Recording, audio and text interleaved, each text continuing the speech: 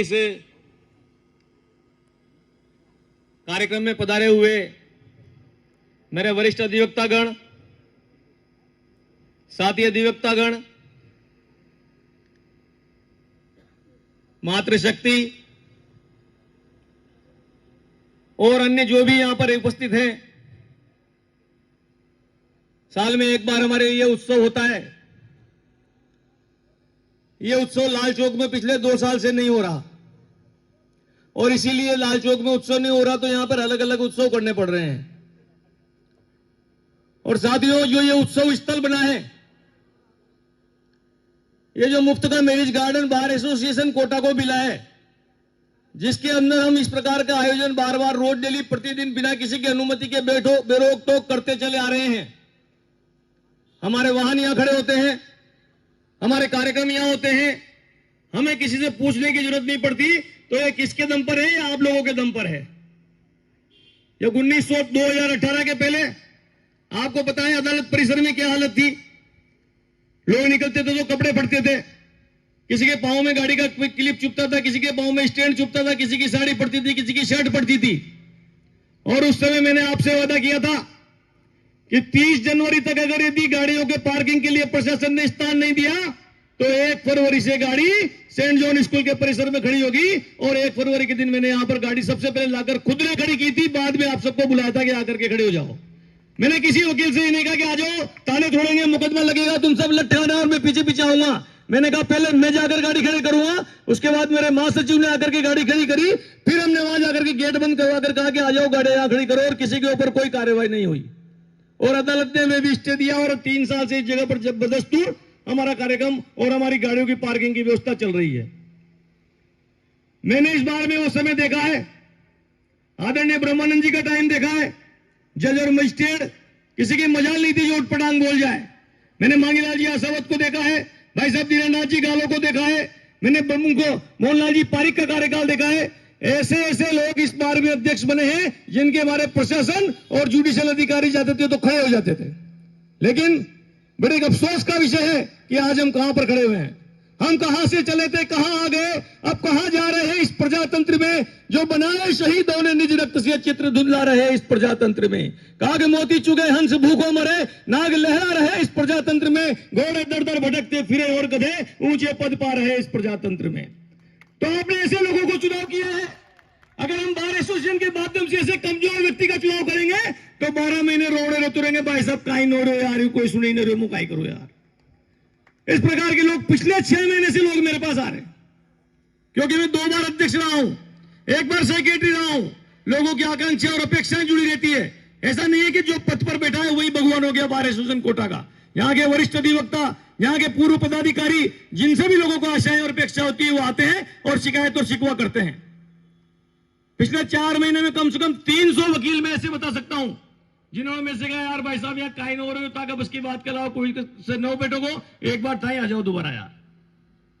और उसके बाद जो पोक्सो 1 में नाटक देखा, किसी की आलोचना करना नहीं चाहता, लेकिन बार एसोसिएशन में ऐसा दृश्य कभी नहीं देखा कि एक जज हमारे अध्यक्ष को कहते खड़ा हो जाए साइड में और हमारा अध्यक्ष निकल करके वहां से रवाना हो जाए और 4 वकील दूसरे वहां पर खड़े रह जाए। इस प्रकार का दृश्य देख करके और दोबारा चुनाव लड़ने के लिए मैदान में उतरने की इच्छा हुई है। ये बार एसोसिएशन हमारा परिवार है। 30 साल से मैं यहां वकालत कर रहा हूं, आगे भी जब तक मरूंगा तब तक यहीं रहूंगा। मेरे परिवार के लोग यहां पर हैं, मेरे बच्चे इस बार एसोसिएशन में आ रहे हैं और भी आएंगे।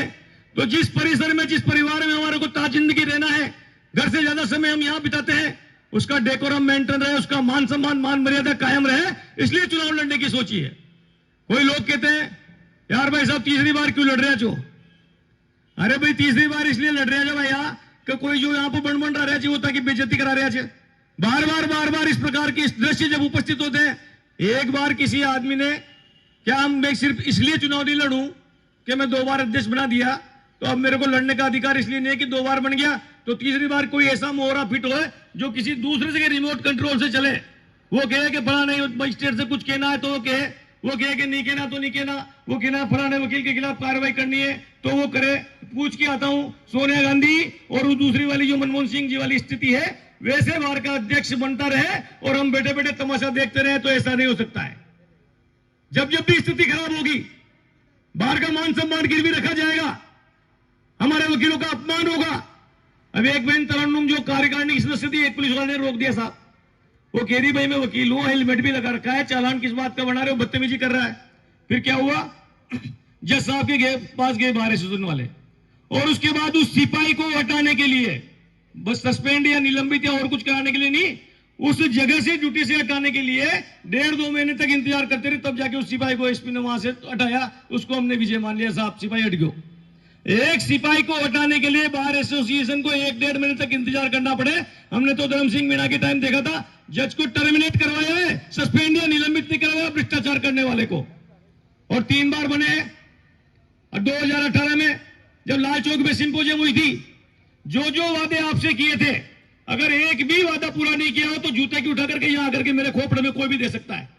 एक भी वादा पूरा नहीं किया हो तो यहां जितने वकील खड़े हुए हैं, एक भी अगर कहते कहीं भ्रष्टाचार का 1 रुपया भी बार एसोसिएशन का खाया हो तो टट्टी खाने के बराबर मानता हूं। और आकर के यहां मेरे सामने बताया कि मनोज पुरी ने 3 बार अध्यक्ष बनकर के ये लाभ प्राप्त कर लिया है। किसी सरकारी वकील कभी नहीं बने, किसी कंपनी में नहीं बने, किसी बैंक में नहीं बने, किसी प्राइवेट एजेंसी में नहीं बने, और यहां तक कि बनना तो दूर है, हमने कभी अपना नाम तक बार एसोसिएशन के माध्यम से कहीं मांगा हो और हमने दे दिया तो ऐसा कोई उदाहरण बता दे। तो इस प्रकार का काम करने के लिए पहले त्याग करना पड़ता है। लोग अध्यक्ष बनते हैं, जाकर के जो कि सुबह शाम चाकरी करते हैं, एक बार सुबह हाजिरी बजाते हैं, एक बार शाम को हाजिरी बजाते हैं, 4 फाइलें बेली कर लेते हैं, 2 कंपनियां पकड़ लेते हैं। इस प्रकार का अध्यक्ष बनने से नहीं बनना ज्यादा अच्छा है। हमारे साथ 3000 वकीलों की आकांक्षा और अपेक्षाएं जुड़ी हुई होती है। अभी मैंने देखा, अब तो एक नया नियम चालू हो गया, एक बार एसोसिएशन में अगर कोई के लट पड़ गया, कोई को मारपीट होगी, किसी के साथ कोई घटना होगी, कोई वकालतनामा लग गया, तो साहब पहले 500 रुपए की रसीद कटाओ, फिर जाकर के शिकायत करो। न तो जनरल हाउस हुआ, 2 जनरल हाउस तो हमारे आवश्यक होते हैं, साल में संविधान में लिखा हुआ है। एक जनरल हाउस इस बार बार एसोसिएशन ने इस बार कार्यकारिणी में नहीं हुआ, और जनरल हाउस नहीं हुआ वो तो नहीं हुआ, बिना किसी से पूछे ताजे 500 रुपए की रसीदें काटना शुरू कर दिया। किस बात की साहब?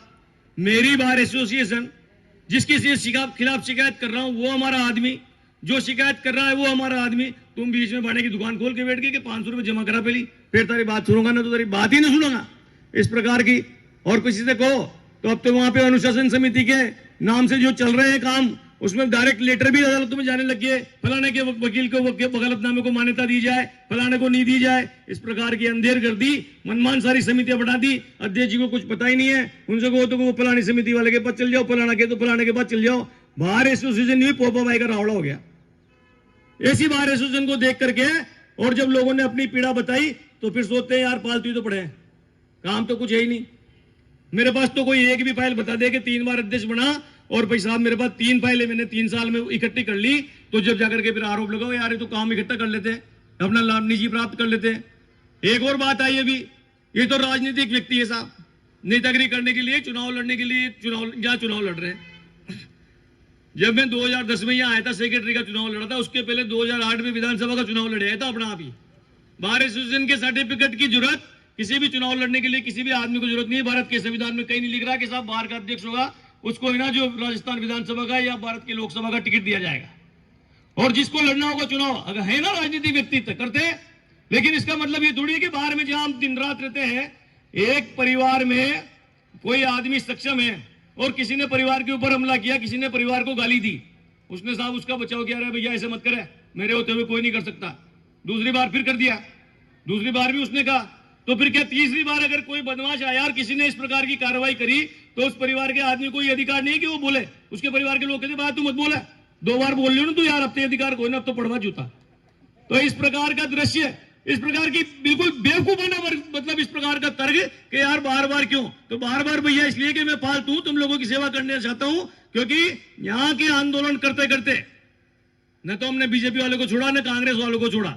लोग कहते हैं यार ये बीजेपी को आदमी से, वसुंधरा की जो गौरव यात्रा आई थी ना उसको गोबर यात्रा हमने ही बनाया था। ये जो प्लॉटों का काम हुआ था ना वो उसी टाइम हुआ था। न तो हमने ओम जी बिरला को छोड़ा, न धारीवाल जी को छोड़ा, न वसुंधरा को छोड़ा, न प्रहलाद जी को छोड़ा।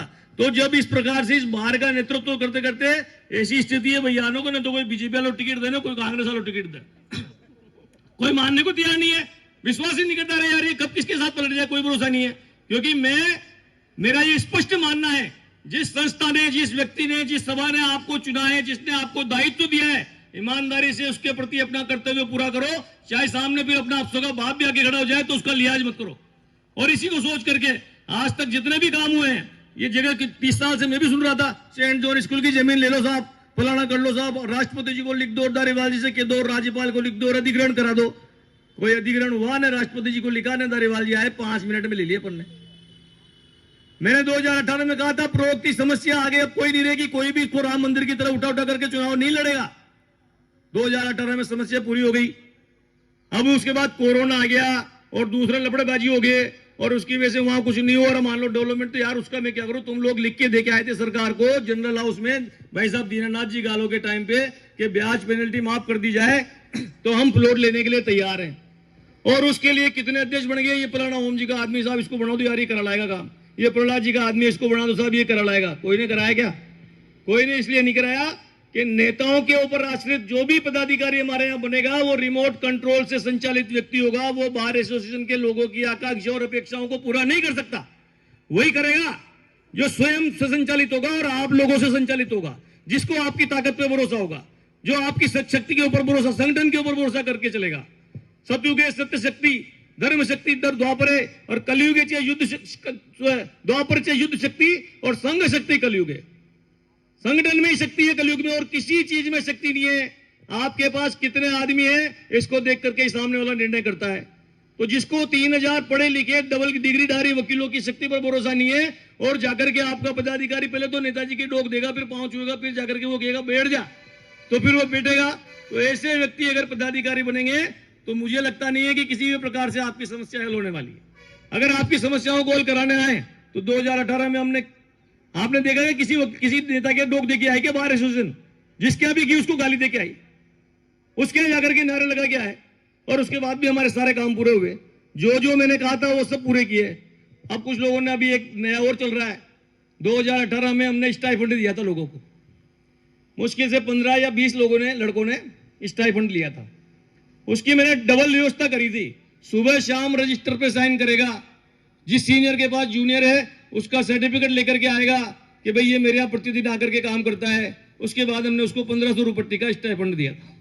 उसको प्रचारित कैसे किया, और ये तो बाहर के पैसे का दुरुपयोग हो रहा है। मेरा निवेदन आप लोगों से इतना है कि 2 लोगों को सहायता की सबसे ज्यादा जरूरत होती है परिवार में, एक तो बच्चे को और एक बुजुर्गों को, क्योंकि बच्चा कमाता नहीं है। अब परिवार में पति पत्नी है और छोरा छोरी पैदा होते हैं, यूं कहते क्या रही हो तो कमाई नहीं रही हो, खर्च बढ़ गयो, ये माता बोझ जाएगी, उसको कौन संभालेगा। ऐसा इस प्रकार की सोच अगर हम रखते हैं क्या, जिस प्रकार से हम परिवार में बच्चे को 25 साल 30 साल तक खिला पिला करके बड़ा करके उसको कपड़े लत्ते शिक्षा दीक्षा सबकी व्यवस्था करते हैं, उसी प्रकार से क्या हम नए जो वकील हमारे बच्चे यहाँ पर आ रहे हैं उनको साल भर तक हम थोड़ा सा सहारा नहीं दे सकते, और उससे बाहर का फंड खत्म हो जाएगा।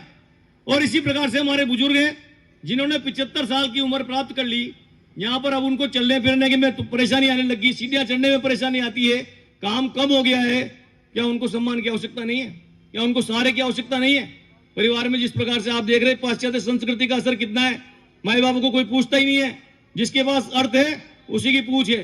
तो क्या 10-20 हजार रुपए उसको नहीं मिलने चाहिए इस बात के, ताकि सोच चुके यार दवाई फाड़ी तो खुद ही कर लाओ, चाहे घूमे आज भरे हो, बात खत्म होगी। इसलिए अगर यदि मेरे को चुनाव निर्वाचित किया गया तो मैं ये आपको आश्वासन देता हूं, नए बच्चों को स्टाइपेंड वापस चालू किया जाएगा, और बुजुर्गों को जो 6000 रुपए महीने दे रहे, 6000 रुपए साल के दे रहे हैं, 6000 साल में तो जो भूखे पेट की गोली आती है ना, एक पेंटासिड DSR, वो भी नहीं आती है 6 पूरे साल भर की। इसलिए उस 6000 की राशि को बढ़ा करके मैं 20,000 रुपए प्रतिवर्ष करूंगा। 20,000 रुपए साल, 75 साल से ऊपर वाले जिन लोगों को अभी दिए जा रहे हैं उनको 20,000 रुपए साल देंगे, और बच्चों को स्टाइपेंड देंगे। और किसी को ये सोचने की जरूरत नहीं है, ये रोने वो रहते हैं जिनमें कर्महीन आदमी होते हैं ना, सकल पदार्थ है जगमाही कर्महीन नर पावत नहीं। सब एक जैसे ही आते हैं ऊपर वाले के यहाँ से मुट्ठी बांध के आते हैं, सब वो छोटा सा बच्चा ही होता है। लेकिन कोई आदमी अपने काम से स्थान बना के जाता है और कोई आदमी से धकेगा रोने रोता ही जाता है। तो जो रोने रो रहे हैं ना, बजट ही कोई ना, पैसे कहां से आएंगे, मैं भी जवान ही ला दूं। भैया जवान 2010 में लाई थी, जब 25,000 रुपये देते थे मरने वाले को, 100 रुपए का वकालतनामा किया, 1 लाख रुपए लोगों को देने लगे। 2013 में आए तो 2 लाख दिए, 2018 में आए तो 3 लाख हुए, आज 3.5 लाख रुपए मिल रहे हैं। कोरोना से जो लोग अभी हमारे बीच में नहीं रहे उनके परिवार वालों से जाकर के पूछो कितनी बड़ी एक सहायता उनको मिलती है, तो कितना बड़ा एक संबल मिलता है परिवार को। इसलिए किसी को भी ये सोचने की जरूरत नहीं है बजट कहां से आएगा। मेरे पास सब उपाय है। मैं आपको आश्वासन देता हूं, आज 1 तारीख को जिस दिन मेरा कार्यकाल शुरू होगा, अगर जीत गया, जिस दिन हटूंगा उस दिन आज जो बजट है आपके पास उससे जस्ट डबल बजट दे रहे हैं, तो मेरे माथे पे जूते की दे लेना। ये सारा खर्चा करे बाद में मैं आपको जस्ट डबल राशि पकड़ाऊंगा। कितने रुपए मैं अब आपको देकर के छोड़ के जा रहा हूं, क्योंकि मुझे पता है बजट कहां से आएगा, पैसे कहां से आएंगे। इसलिए कोई भी न नया बच्चा और न बुजुर्ग ये इस बात की बिल्कुल भी चिंता नहीं करे कि यार ये तो झूठे चुनावी घोषणा है। मनोज पुरी जो कहता है जवान से, उसके ऊपर दिन रात सोचता है, क्योंकि ये जवान चमड़े की भगवान ने इसलिए नहीं दी कि स्कूल आए हो चाहो जाए और फिर बकवास करके भूल जाओ। मैं जो कहता हूं उसको कहने के पहले सोचता हूं और कहने के बाद उसको पूरा करने के लिए, उस संकल्प को पूरा करने के लिए भगवान भी शक्ति देता है, और आप लोगों की ताकत के भरोसे ही मैं ये घोषणा कर रहा हूं। और इसके अलावा जो बुजुर्ग लोग हैं, रिटायरमेंट पॉलिसी वो हमने पहले भी शुरू करी थी, लेकिन मैं आपको फिर कह रहा हूं कि अब पूरा आने वाले समय में मैं उसको स्थिति को देख करके 75 वर्ष के बाद हम कितने लोगों को रिटायरमेंट का लाभ दे सकते हैं, और प्रति माह उनको निश्चित रूप से एक पेंशन 3,000, 5,000, 10,000, 7,000 जो भी, वो भी मेरे इस कार्यकाल में बुजुर्गों के लिए मैं अवश्य करूंगा। जिन्होंने 75 साल या जो भी थोड़ा सा और ऊपर नीचे देखना पड़ेगा, तो वो देख करके उन बुजुर्गों के लिए पेंशन की योजना भी चालू करेंगे। और जो मध्यम आयु वर्ग वाले हैं वो भी ये नहीं सोचे तो बुजुर्ग हम बांट दो, बच्चा हम बांट दो, माओ कहीं कमा तो मारे आजा, वो भी चिंता न करें। उनके लिए भी मेरे पास प्लानिंग है। बार एसोसिएशन कोटा में जिस दिन मैं पद छोड़ूंगा, एक भी व्यक्ति ऐसा नहीं रहेगा जिसके लिए कुछ न कुछ आर्थिक मजबूती की व्यवस्था में नहीं करूं और किसी को कुछ आर्थिक लाभ प्राप्त नहीं हो। सबको कुछ न कुछ निश्चित रूप से इस बार एसोसिएशन से मिलेगा, और उसके बाद भी जस्ट डबल फंड में इसको करके जाऊंगा। अब आप और इसके अलावा मेरे से क्या चाहते हो? आपका प्लॉट का काम उस टाइम मैंने पूरा करा दिया, आपके इस बाकी के सारे काम पूरे करा दिए। जिस टाइम में 2000 गुटनी समेटा था, एक ही समस्या थी कि यार ये जुडिशरी को संभाल लो बस, इसके अलावा और कोई काम बाकी नहीं रहा था। जमीन अलॉट कराई, 3 साल निकल गए, काम स्टार्ट नहीं हुआ। 3 महीने में 4 महीने में वहां पे काम स्टार्ट करा देंगे। बजट स्वीकृत हो गया है, 2-3 साल 4 साल में नई बिल्डिंग बन जाएगी। कैंटीन की बात है तो एक नई कैंटीन जिसमें वकील शांति से बैठ करके चाय पानी कर सके, स्वयं की निजी उस कैंटीन की व्यवस्था ही मैं यहाँ पर करवाने का प्रयास करूंगा। बाकी जो मरम्मत बरम्मत नाली ठोक रहे हैं तो साधारण काम है। हम बार एसोसिएशन के जिस हॉल में बैठते हैं, ऊपर जागते ही डर लगता है, अरे यार नीचे ना आ जाओ छत। तो ऐसी हमारा मतलब ऐसा प्रशासन हमारा निजी प्रशासन इस प्रकार का कि एक जिस छत पर हम बैठते हैं उस छत को ठीक नहीं करा पाए। वो तो 3 दिन का ही काम है यार, एक कलेक्टर से की और 15 दिन के अंदर उसको ठीक करा लेंगे। तो जिस ये छोटे मोटे काम है इनके तो मैं इसको अपन गिने के भाई ये काम है, तो उसको तो मैं काम ही नहीं मानता। और जो ये प्रशासन की, न्याय अधिकारियों की मेरी गारंटी है आपको, बढ़ने के बाद जिस दिन अब हम कोई राष्ट्रपति या प्रधानमंत्री या कोई बड़े नेता तो ही नहीं, जो साहब हमारे मरते ही और शोक सभा वो राष्ट्रीय झंडा झुका दिया जाएगा, एक दिन का अवकाश घोषित कर देंगे। हम हमारी इस बार एसोसिएशन में ही अपना सम्मान करवा सकते हैं जहां हम रहते हैं। मैं 50 साल वकालत करके अगर मरूं तो आप लोगों की इतनी इच्छा होती है और अपेक्षा भी होती है कि जो व्यक्ति 50 साल यहां काम करके गया है, कम से कम एक दिन हम उसके कंडोलेंस करें और उसका सम्मान रखें। तो जिस दिन कंडोलेंस होगी उस दिन अगर कोई जुडिशियल अफसर ये कह दे कि बहस करे या बयान करे या फलाना कर, तो मेरे से आगे कह देना, उस दिन ही बताएंगे जुडिशियल अफसर को बहस और बयान और कार्रवाई क्या होती है। कंडोलेंस का मतलब कंडोलेंस, वर्क सस्पेंड का मतलब वर्क सस्पेंड, हड़ताल का मतलब हड़ताल। एक बात से और डरा रहे लोग आपको, अरे यार यो आओगे ना तो हड़ताल करोगे। हड़ताल करना दुनिया का सबसे कठिन काम है। दम होती तो तुम भी कर लेते।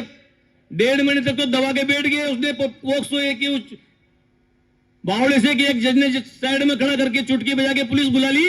अगर हिम्मत होती तो हड़ताल करके देखते। हड़ताल करना अगर साधारण काम होता तो रोज नई पिक्चर ढूंढनी पड़ती है, आज काला झंडा कल पीला झंडा, आज फलाना धरना, आज ये आज वो। रातों की नींद और दिन का चैन आराम हो जाता, तब जाके हड़तालें होती है। और मुझे पता है वकीलों की स्थिति क्या है।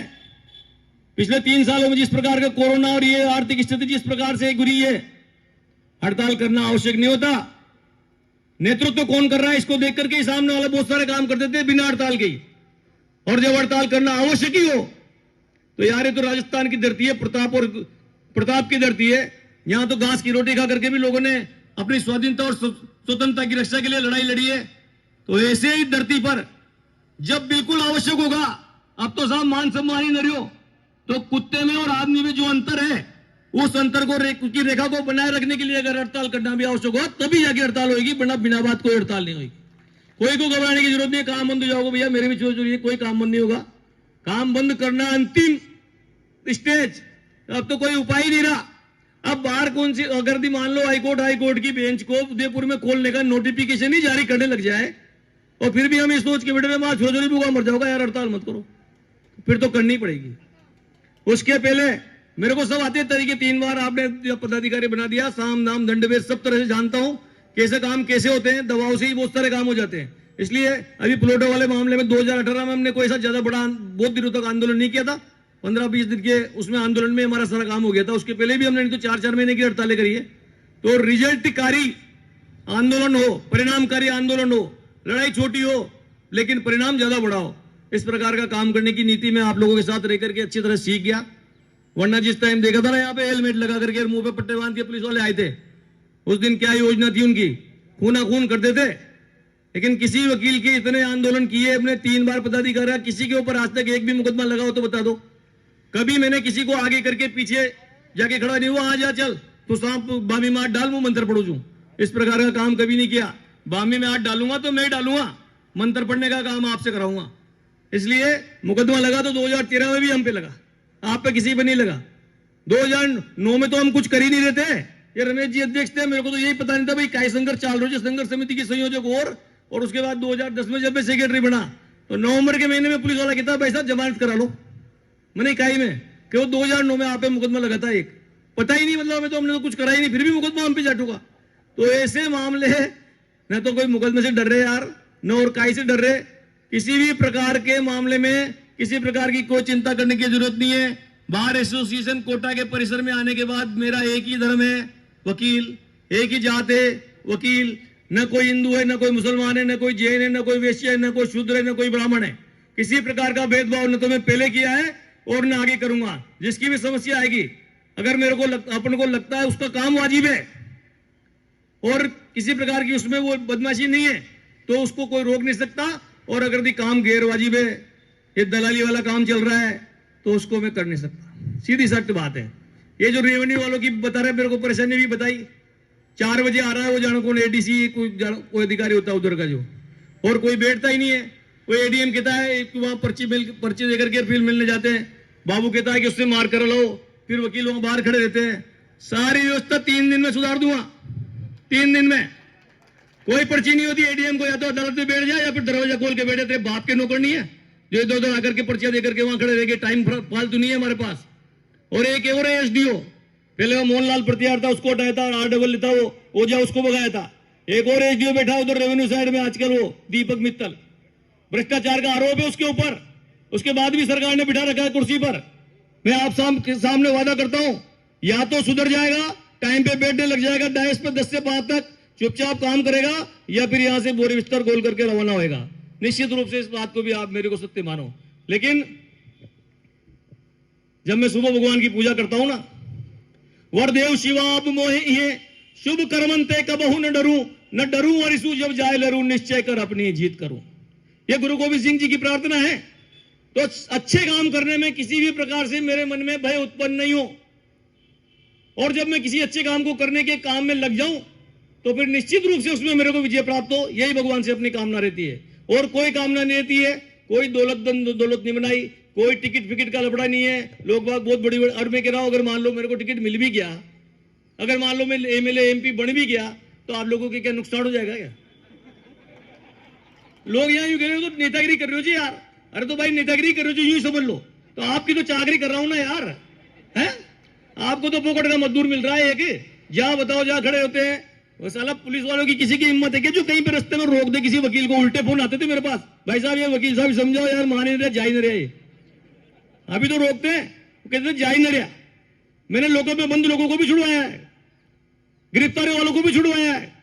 तो जब हमारा मजबूत संगठन होगा, प्रशासन भी झुकेगा, नेता भी झुकेगा, अदालतें भी झुकेगी, सब झुकते चले जाएंगे। लेकिन अगर नेतृत्व कमजोर होगा, मैंने पहले भी कहा था एक बार, एक शेर को कुत्तों की फौज दे दो और उसका नेतृत्व शेर के हाथ में दे दो, तो सारे कुत्ते भी शेर की तरह लड़ेंगे। लेकिन अगर भी एक कुत्ते को 100 शेरों की फौज का लीडर बना दो, तो सारे शेर कुत्ते हो जाएंगे। बहुत से लोग हैं जबरदस्ती से शेर की खाल पहन रखी है गीदड़ी, और जब वो आते हैं ना, जब बन जाते हैं, कुर्सी पे बैठ जाते हैं, तो उनकी औकात लोगों को समझ में आती है, यार ये काई बना दियो अपन ने। इसलिए आप लोगों से मेरा निवेदन है, मैं कोई सूरमा नहीं हूं या कोई बहुत बड़ा कोई गुंडा बदमाश हत्यारा का हिस्ट्री शीटर नहीं हूं, साधारण आदमी हूं, लेकिन मेरे मन में जो बात होती है उस बात को मैं कहता हूं। अरे भाई भाषण देने ना हो यार, वैसा हुआ है तो भाषण देने आओ। अरे भाषण थोड़ी दे रहा हूं, मन में बात है जो कह रहा हूं, और जो कहता हूं उसको करता हूं। झूठे भाषण तो उसको कहते हैं जो नेता लोग देते हैं मंच पे आकर के, 5 साल में ये कर दूंगा, गरीबी हटा दूंगा, फलाना कर दूंगा, गरीब बढ़ जाते हैं, पर गरीबी नहीं हटती। मैंने तो ऐसा कोई भाषण नहीं दिया। और जो आज कहिए यहां पर बुजुर्गों को पेंशन, 75 साल से ऊपर वालों को जिनको 6,000 मिल रहे हैं उनको 20,000, नए बच्चों को स्टाइफंड, 1 अप्रैल से सारी व्यवस्था स्टार्ट होगी और कोई बजट का रोना धोना नहीं रहूंगा, और जो बांटूंगा तो दुगना बजट करके देके जाऊंगा, ये मेरा आपसे वादा है। और जो लोग ये सोचते हैं खड़े खड़े, यार मैं काहे लेने दोनों यार, तो समर से नहीं पाप का भागी केवल व्याघ्र, और जो तटस्थ है समय लिखेगा उसका भी अपराध। ये बात ध्यान रखना। जो तटस्थ बनते हैं, इधर बोलते हैं ना उधर बोलते हैं, ना अच्छी की कहते हैं ना बुरी की कहते हैं, मैं काय करूं, मैं तो की दोस्ती से बंद रहो, चू मार दू रिश्तेदार से मर। भैया रिश्तेदारी घर पे निभाओ, दोस्ती भी निभाओ। मैं किसी से मना नहीं कर रहा कि दोस्ती मत निभाओ, दोस्ती में जान भी दे दे आदमी, बहुत अच्छी बात है। आप ये रवि जी मेरे दोस्त हैं, इनकी कोई पर्सनल तकलीफ हो मैं निश्चित रूप से उनका सहयोग करूं, लेकिन आज यहां पर सार्वजनिक पद का निर्णय हो रहा है। एक ऐसी चीज का निर्णय हो रहा है जो 3,000 वकीलों का पूरा 1 साल तक का निर्णय करेगा कि इसका नेतृत्व कौन करेगा और वकीलों को किस दिशा में ले जाएगा। जनता की आकांक्षा हाईकोर्ट की बेंच से जुड़ी हुई है, अन्य बातों से जुड़ी हुई है, उसका प्रतिनिधित्व कैसे करेगा। और शहर में बार एसोसिएशन एक जीवंत संस्था होनी चाहिए, हर काम में हमारा दखल होना चाहिए, लोगों को लगना चाहिए वकीलों की संस्था है, कोई ठेले टपल्ले वालों की यूनियन थोड़ी जो आकर के हम खड़े हो गए नारे लगा के वापस चले गए। तो उस प्रकार का जब हम निर्णय करने निकलते हैं तो निजी दोस्ती, निजी रिश्तेदारी, इन सबसे हट करके, क्योंकि जो रिश्तेदारी और दोस्ती निभा रहे हैं ना, साल भर वो भी भुगतेंगे। जब उस अध्यक्ष के पास जाएंगे तो उसकी जैसी नेचर है वो वैसा ही काम करेगा, वो उसके आगे उसकी औकात ही नहीं, वो सोच ही नहीं सकता। वो कहेगा अरे यार भाई साहब ऐसा रो तो तू बार 2 से ले चालो ना, अरे यार छोड़ यार कहां लपड़े में पड़ रहा है, वो यही कहेगा, क्योंकि उसके अंदर हिम्मत ही नहीं है जाने की। इसलिए मेरा आप लोगों से निवेदन है, 15 तारीख को जब मतदान होगा सोच समझकर मतदान करें, पूरे साल हमारे को पछताना नहीं पड़े। हाई कोर्ट की बेंच का खाली एक लेटर गया है, कुछ हुआ नहीं है भी। निश्चित मानो अगर मैं निर्वाचित हुआ, मुझे चुना, किसी माई के लाल में दम नहीं है कि हाई कोर्ट की बेंच को उदयपुर ले जाए, और कोई हड़ताल पड़ताल की जरूरत नहीं पड़ेगी, बिना हड़ताल के नहीं जाने देंगे। और अगर आएगी हाई कोर्ट की बेंच तो कोटा में आएगी, नहीं तो जैसा चल रहा है वैसे चलता रहेगा। और प्रशासन, पुलिस, ये जो गुंडागिरी, दादागिरी, ये जो जुडिशरी की, ये सबका केवल 8 दिन में अंत हो जाएगा, कोई दिक्कत वाली बात नहीं है, पहले भी आप लोगों ने देखा है। इसलिए और जो 2010 में हमने एक बड़ा आंदोलन किया था और उसमें हमने आंदोलन करने के बाद कॉलोनी स्वीकृत करवाई थी, 2010 के बाद से आज 2022 चल रहा है, 12 वर्ष में 1200 वकील नए आ गए, उनके लिए तो किसी ने कुछ सोचा नहीं है। अब बहुत से तो अभी यूं कह रहे हैं यार कॉलोनी को काम करा रही, गलती करी था तो यार उलझा दिया मां। तो भैया कोई चीज खरीदेंगे तो उसके पैसे देने ही पड़ेंगे। धारीवाल जी जब यहां आए थे ना, उन्होंने कहा था या तो कॉलोनी लेते हो तो इनसे ले लेना, नहीं तो मैं खारिज करूंगा कॉलोनी, उसको कॉलोनी के प्लान को। तो ये जो काम हुआ है ना, जिन वकीलों ने कभी जिंदगी में ITR नहीं भरा, उनको लोन दिलवा दिए बैंकों के कैंप लगवा करके। पहले वकीलों को लोन देता था क्या? कोई नहीं देता था। हमने उन वकीलों की, बैंकों की आदत डाल दी वकील को लोन देने की। हाँ भाई वकील भी लोन दे, ये हो गया। तो वकील, नेता और पुलिस, इनको कोई लोन नहीं देता था, फाइल ही रिजेक्ट हो जाती थी वकील के नाम से। अब तो नहीं हो रही। तो 2010 के बाद से 2022 तक जितने वकील नए आए हैं, मैं ये वादा करता हूं, आने वाला साल चुनाव का है, चिंता मत करो। सरकार को, नेताओं को कैसे दबाव में लिया जाता है मेरे को तरकीब सब याद है। तो रानपुर आवासीय योजना जैसी योजना एक बार फिर, चाहे रानपुर आवासीय विस्तार योजना बने या कहीं और, लेकिन सारे वकीलों को दोबारा से मौका देंगे, और जो 2010 के पहले रह गए उनको भी दोबारा मौका देंगे कि UIT उनको प्लॉट आवंटित करे। और जब मैं हटूंगा ना जिस दिन, उस दिन मेरे से बात कर लेना कि यार आपने उस दिन ये पढ़ाई करी थी और आज ये पूरी नहीं हुई। क्योंकि जिसने 2018 की पटलाई सुनी हो ना, आज आकर के कह सकता है, गुलिबान पकड़ सकता है कि बकवास करता है, करता कुछ नहीं है। इसलिए आज जो कह रहा हूं, अगर यदि आपको लगे उस दिन, तो जिस दिन हटूंगा उस दिन घोषणा कर रहा हूं, रिकॉर्डिंग रख लेना, गुलिबान पकड़ लेना। यहाँ आगे ये एक आधा काम नहीं हुआ, सारे वकीलों को प्लॉट दिलवाएंगे 2010 से बाद वालों को, और जो रह गए उनको। अभी तो स्थिति ये हो रही है कि जिनके 50-50 हजार रुपए जमा हो रहे हैं बहुत सारों के, उनको पैसे 3 साल हो गए, कोई निर्णय ही नहीं है, न तो पैसे दे रहे ना प्लॉट दे रहे। कोई से कह रहे हैं ये जगह तारा एक्स्ट्रा आएगी, 2 लाख रुपए जमा करा, कोई का क्या हो रहा है। ये सारी समस्याएं काम संभालने के 15 दिन के अंदर सब सल्टा दूंगा, कोई दिक्कत वाली बात नहीं है। और फैमिली कोर्ट, मैं जयपुर गया, वहां वकालतनामा लग रहा है, बूंदी गया, वहां वकालतनामा लग रहा है। तो कोटा के कोई ऐसा पंख लग रही है कि यहाँ वकील नहीं जाएगा, वकालतनामा नहीं लगेगा। पहले तो वकील को बुला लेते हैं वो जो अफसर, और बाद में कहते हैं आपको किसने बुलाया, यहाँ तो वकील अलाउ ही नहीं है। ये हमारी बेइज्जती है, और हमारे बाहर का जो फंड है उसका भी नुकसान है। मैं आपके सामने भी वादा कर रहा हूं, जिस दिन मैं काम संभालूंगा उसके 2 महीने के अंदर फैमिली कोर्ट में वकालतनामे लगना शुरू हो जाएंगे। कोई कोर्ट मना नहीं कर सकती, नहीं तो ताले लगा दूंगा फैमिली कोर्टों के, बिना वकील की उसके। इसलिए वकील फैमिली कोर्ट में जाएंगे, वकालतनामा लगेगा, हमारा सम्मान रहेगा, पक्षकारों को न्याय मिलेगा। अगर दी सरकार और जगह सब जगह वकालतनामे लगाती है तो क्या हम सब जगह अन्याय करते हैं? इसका मतलब सरकार सहन कर रही है, तो एक फैमिली कोर्ट में जाती है, न्याय हो जाएगा। इसलिए जिस दिन बनूंगा उसके 2 महीने के अंदर फैमिली कोर्ट में वकालतनामा लगना शुरू हो जाएगा। उससे बाहर का भी हित होगा, वकीलों का भी हित होगा, पक्षकारों को भी हित होगा, और उनको न्याय मिलेगा। वहां जो बाबू रीडर और ये बैठे ना, वो शोषण कर रहे हैं महिलाओं का, दिन भर तपाते हैं उनको, उठपटांग बातें करते हैं उनसे।